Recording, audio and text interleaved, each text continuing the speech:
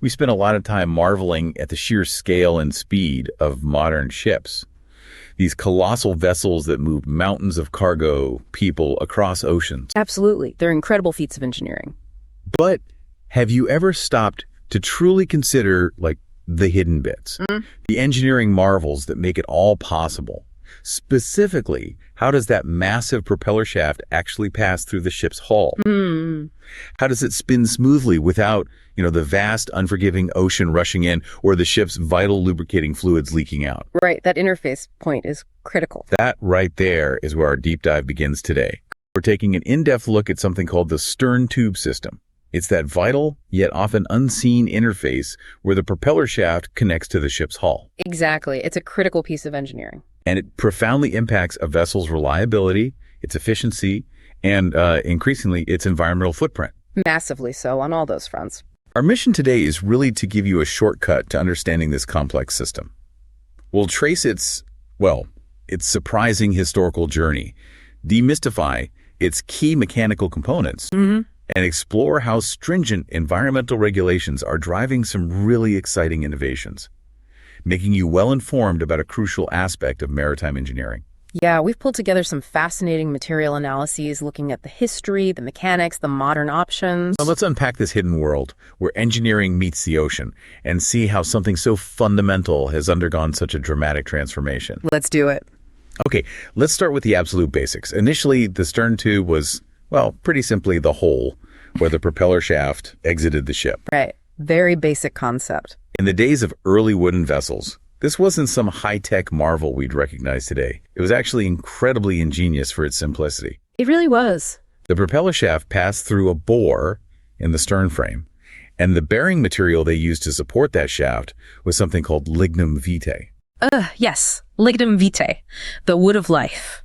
And the real genius of it is that it's a naturally oily, incredibly dense wood, so dense it actually sinks in water. Wow, okay. And it had these inherent self-lubricating properties when it got wet, so it could function effectively with seawater itself, acting as the primary lubricant and coolant. So a truly water-lubricated system, just using the ocean. Exactly, relying entirely on the surrounding water to keep things moving smoothly, or relatively smoothly for the time. Yeah, it makes perfect sense for those early sort of lower speed vessels, doesn't it? The simplicity, the self-sufficiency, it's undeniable. But I'm curious, what was the biggest practical limitation? What was the Achilles heel of that water-lubricated lignum vitae system that eventually forced engineers to look for something else? That's a great question.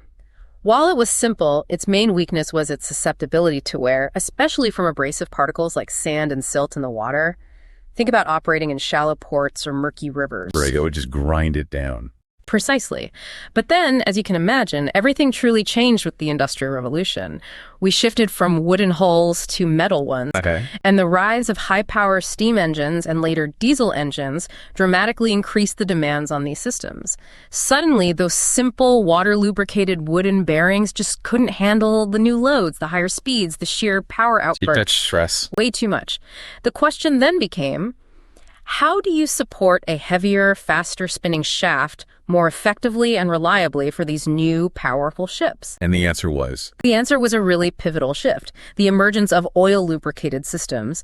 And the profound insight here wasn't just finding a new material, it was a whole paradigm shift in the engineering approach. Okay. A key material called white metal, or more commonly Babbitt metal, which is an alloy mainly of tin, lead, antimony, and copper, became the standard for the bearing surface. Babbitt metal, right. It wasn't just about it being a stronger material, though.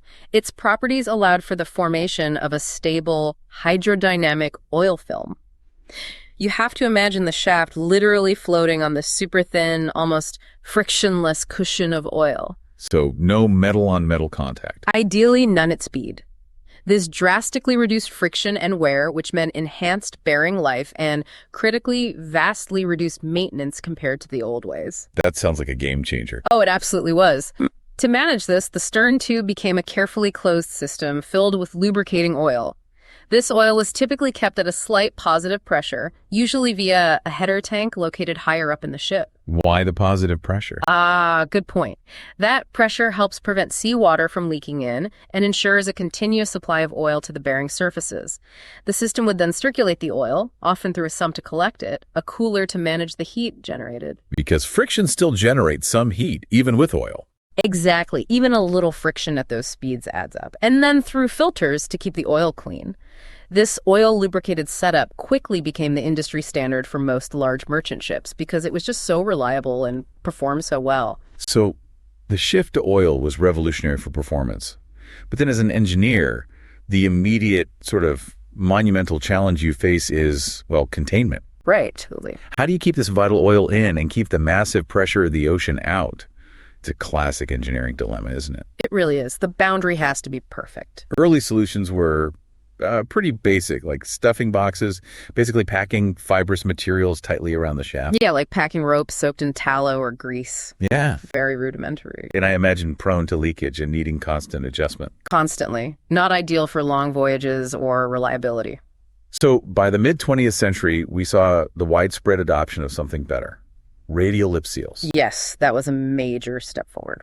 These were typically elastomeric rings, think synthetic rubber, often reinforced with tiny garter springs. Yeah. Can you picture like a miniature elastic band that helps the seal lip hug the shaft tightly? Right, maintaining constant pressure against the rotating shaft, or usually a protective liner on the shaft. And they were often arranged in multiple rings, right, for redundancy. Correct. Often 3 or 4 rings facing inwards to keep the oil in, and maybe 1 or 2 facing outwards to keep the seawater out. You might recognize big names like SKF Marine, Wärtsilä, who became major suppliers. Okay. But as demands kept increasing, bigger ships, Yeah. more power, even more advanced solutions were needed, I guess. Yes, particularly for larger shafts and higher pressures. Later advancements brought us face seals, which are also known as mechanical seals. Mechanical seals, right. How do those work? Instead of a flexible lip, these use 2 precisely machined, ultra-flat faces, one stationary attached to the stern tube housing, and one rotating with the shaft. These faces are held in incredibly close contact by springs and hydraulic pressure, creating a very, very narrow gap that's lubricated by just a thin film of the oil itself. Wow, that sounds precise. Extremely precise. Face seals offer superior sealing capability, especially under pressure, and generally have lower friction compared to lip seals. So what this all means for the ship's operation, it means robust, reliable sealing became absolutely foundational. Yeah. Without effective seals, the whole concept of reliable, long-lasting, oil-lubricated systems just wouldn't work at the scale we see in modern shipping. It underpins everything else. Precisely. And as we moved into the latter part of the 20th century, and especially into the early 21st, a massive global shift happened. Environmental consciousness. Ah, yes. The green wave. Exactly. And it directly impacted stern tube design and, frankly, the entire maritime industry. This wasn't just about being a good corporate citizen anymore. It became about hard regulation. Okay, so what were the key drivers there? Well, key legislative drivers included MARPOL Annex 1. That's part of the big international convention for the prevention of pollution from ships, specifically targeting oil pollution. Right. MARPOL is huge. It is. And this was reinforced by stricter national rules like the U.S. EPA's Vessel General Permit, the VGP, back in 2013, and its successor, vitae, the Vessel Incidental Discharge Act. And what did they demand specifically regarding stern tubes? These regulations specifically mandated the use of environmentally acceptable lubricants, or EELs. Like eels, okay. These are oils formulated to be non-toxic and biodegradable if they do happen to leak into the sea. Their use became mandatory for oil-to-sea interfaces, like stern tubes, especially for vessels operating in sensitive waters like those of the U.S. So you either had to use these special, often more expensive oils, or guarantee zero leaks. That's the crux of it. And the powerful insight here is that these environmental regulations, far from just being a compliance headache, acted as this unprecedented accelerant for engineering innovation. Right. Necessity is the mother of invention. Absolutely. It pushed the industry to fundamentally rethink designs that had been standard for decades. The implication was crystal clear. Either eliminate oil discharge entirely or find a way to contain it perfectly. And this brings us in a really fascinating way, almost full circle, doesn't it? How so? Well, with that regulatory push, it's like history repeating itself, but with a high-tech twist. We've seen a resurgence of water-lubricated systems. Ah, yes. Back to water. But these aren't your grandfather's lignum vitae bearings. No. Definitely not. Much more advanced now. The modern twist involves using advanced composite bearings. These are often thermoset polymers, sometimes elastomer-lined materials. Companies like Thornton Bearings have really pioneered these solutions. They're a big player. And the big pro here is undeniable. Zero oil pollution risk, period. They're inherently environmentally compliant because you're using seawater or sometimes conditioned fresh water as the lubricant. Which also simplifies the whole fluid management side of things. No oil coolers, maybe simpler filtration depending on the system. True. But there's still considerations, right? Yeah. It's not a perfect solution for every ship. No, there are trade-offs. These systems can still be sensitive to abrasive particles. That sand and silt issue hasn't entirely gone away, so careful water filtration or flushing systems are often needed. Okay. And in some specific operating conditions, particularly at very slow speeds, there can sometimes be potential for noise or vibration, sometimes called stiction or stick slip. Right. So it's a trade-off, but one that offers huge environmental benefits for many types of vessels, especially those operating in sensitive areas. Indeed. And for those vessels where the robust performance and proven track record of oil-lubricated bearings are still preferred, perhaps for very high loads or specific operational profiles, but where zero discharge is now non-negotiable, another ingenious solution has emerged. Air guard systems, or sometimes called air seals. These are kind of a pragmatic hero in the environmental fight. Air guard. How does that work? Sounds intriguing. It essentially gives you the best of both worlds.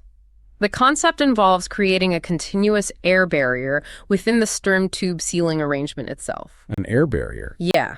Pressurized air, supplied by a dedicated onboard compressor and control system, is injected into a specific chamber located between the inner oil retaining seals and the outer seawater exclusion seals. Ah, a space between the seals. Exactly. This air pressure is maintained just slightly higher than the surrounding seawater pressure. What this does is create an impenetrable buffer.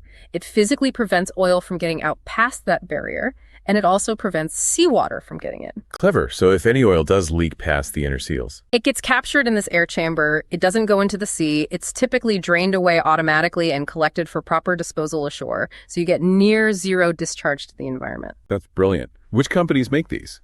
Major manufacturers like Wärtsilä offer their air guard system, and SKF Marine has their air seal. They're prominent providers of this kind of technology. That's truly clever engineering. It effectively keeps the superior hydrodynamic advantages of oil lubrication while achieving that near zero oil discharge goal.